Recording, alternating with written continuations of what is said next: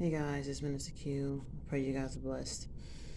I've been just busy in a way and just resting back at work and working day and night.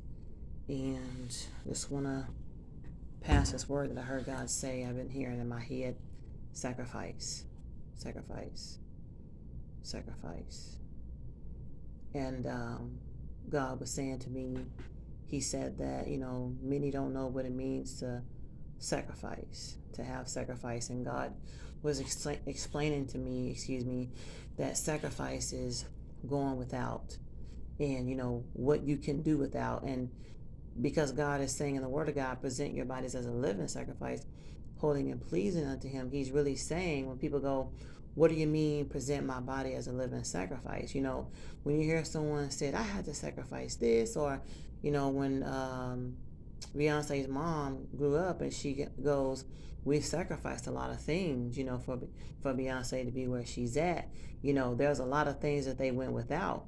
They spent their money and lowered, having a big house or this and that, and they got into some smaller things so that Beyonce could have, different things. They moved and went here and, and got close to the vision and the dream and the hope they wanted her daughter to have. And because of all those sacrifices, that got her to where she's at. And so when God is talking about sacrifices, He is saying there are some things that you're going to have to do without in order to make it and be holy in this walk. There are some things that you're going to have to do without. There are some things that no matter what people are dabbled into, you cannot dabble into those things. When you present your body as a living sacrifice, that means you are still living. And while you are yet still living, there are some things until the day of your death, or if you raptured into heaven live, on the spot, you still have to go without.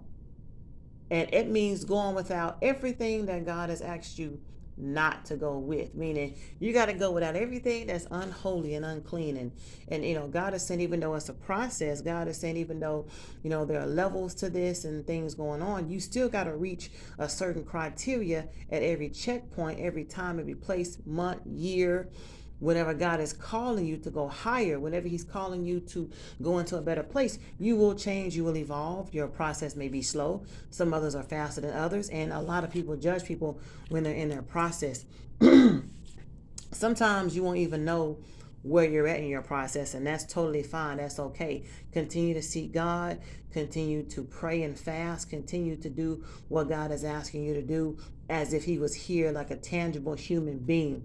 Don't let certain things affect you. Yes, it's hard, but God said to count it all joy when you fall into various trials and tribulations, knowing that the testing of your faith, what? It gives patience, and it creates hope, and it creates us to get deliverance, and it gives us patience, and it gives us all of these things, that we normally would go without. And don't forget to spread souls, spread the love of God and the word of God to souls. And even though it may be hard within yourself, you just got to do a couple of things. I need to do a couple of things. We need to do a couple of things. And one of those things that we need to do is read the word of God more.